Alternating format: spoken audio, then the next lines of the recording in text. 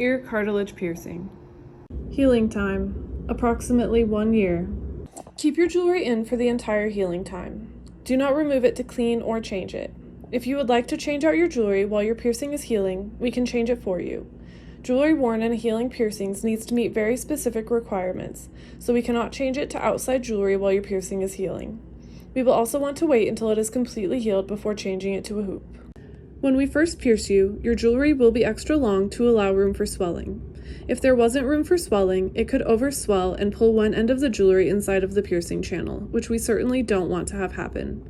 With the extra long jewelry, it will be annoying at first, but once it swells, it will fit much nicer.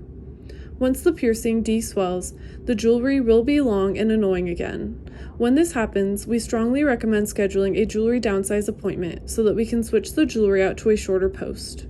We only switch out the bar that goes through the piercing channel when doing this, and we put whatever ends you originally purchased back onto the shorter bar.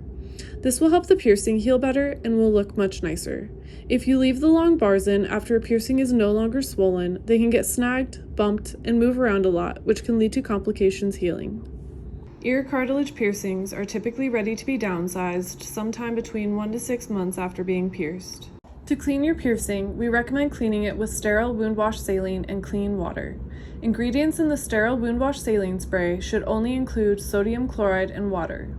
Let the shower water hit your piercing on each side for a solid minute at the end of every shower.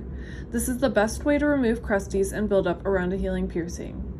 With the sterile wound wash saline spray, spray each side of your piercing once to twice a day. We recommend using the sterile wound wash saline for the first few months, and once the piercing calms down, you can switch to using just water. You can still use the sterile wound wash saline spray on days where you skip showering or if your piercing starts to flare up. Gently pat your piercing dry after spraying it with water or saline using a clean single-use tissue to absorb any leftover moisture, since too much moisture can sometimes lead to healing complications. We do sell sterile wound wash saline at our studio if you would like to purchase some at the time of your appointment. The ones we sell have a fine mist spray, which we highly recommend as they last much longer and are much more pleasant on your piercing than full stream sterile wound wash saline sprays. We do not recommend cleaning your piercings with Q-tips. Q-tips tend to knock a healing piercing around too much and leave fuzzies on the piercing that can get stuck in the piercing channel, both of which can cause healing complications. Do not use any other products on your healing piercing. This includes alcohol, hydrogen peroxide, Bactine, Neosporin, soap, homemade salt and water solutions, tea tree oil, etc. None of these are recommended for long-term wound care and can all lead to healing complications. Be careful of facial products and be sure to not get them in or on your healing piercing. This includes makeup, lotions, face wash, etc.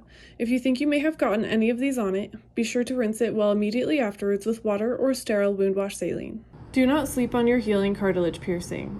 If you sleep on it, the piercing will become sore and tender.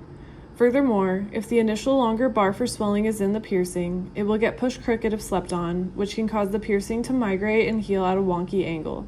If this happens, there is no way to correct it other than removing the jewelry and re-piercing it. You should be okay to sleep on your healing cartilage piercing once the jewelry has been downsized to a shorter post and the piercing no longer gets sore when pressure is applied to it. If you would like for a way to sleep on your healing ear piercings, there are many pillow options with holes in the middle that prevent putting pressure on the ear. Do not twist, move, or play with your healing piercing. If you have heard to twist your healing piercings before, it is an old myth and is very bad for it. The less you touch your healing piercing, the better. If you ever do have to touch your healing piercing, be sure to first thoroughly wash your hands with hot water and soap to avoid infection. The easiest way to get an infection in a healing piercing is by touching it with dirty hands. You also want to make sure that everything that comes into contact with your healing piercing is clean. This includes pillows and other bedding. You should keep your healing piercing out of unhygienic bodies of water to help avoid infection. This includes swimming pools, hot tubs, lakes, oceans, rivers, etc. The more healed your piercing is, the less likely it is to get infected, but if it is still healing, there will still be some risk of infection if exposed to bacteria.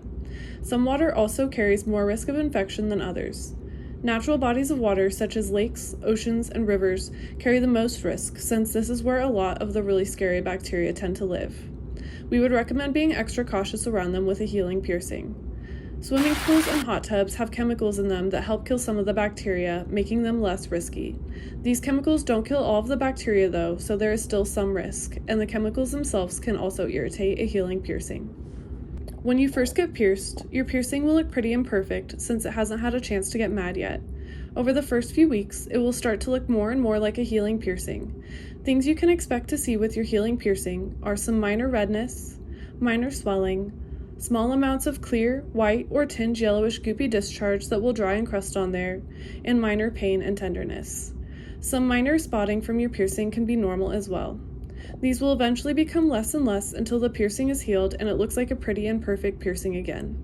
The best way to tell if a piercing is healed is all goopy discharge and crustiness will go away, along with all pain and tenderness. If your piercing is still forming crusties on it or flares up from time to time, it is still healing. What would not be normal is if your piercing is extremely red, extremely swollen, such as to the point that the jewelry is putting pressure on the skin, large amounts of goopy discharge, especially if it is a dark yellow, greenish, or chunky, or extreme pain and tenderness that does not subside after a few hours. These can be symptoms of an infection. If you suspect an infection at any point, you should speak to a licensed medical professional as soon as possible. You should also reach out to us since your piercing may require an extra long bar to compensate for the excessive swelling. If you ever aren't sure if something is normal or not, please reach out to us. While we are not medical professionals, we deal with piercings on a daily basis and are always happy to help out and let you know if something looks okay or not. We are also able to help troubleshoot minor piercing complications. Most piercing complications that may occur tend to not be too serious. The most common piercing complication that we see are people forming a small irritation bump on their healing piercing. These mostly form on cartilage piercings. As the name suggests, these typically form from something irritating the piercing. Things that can irritate a healing piercing include harsh products, playing with the piercing, using Q-tips, sleeping on the piercing, wearing helmets or other headwear that press against the piercing, face masks that push or pull on the piercing, bumping and snagging the piercing. Getting your jewelry downsized once the swelling subsides helps prevent a lot of this potential irritation. These bumps are typically nothing to worry over and almost always go away when treated right. If you end up forming an irritation bump on your healing piercing, reach out to us and we can troubleshoot it with you to help get it to go away.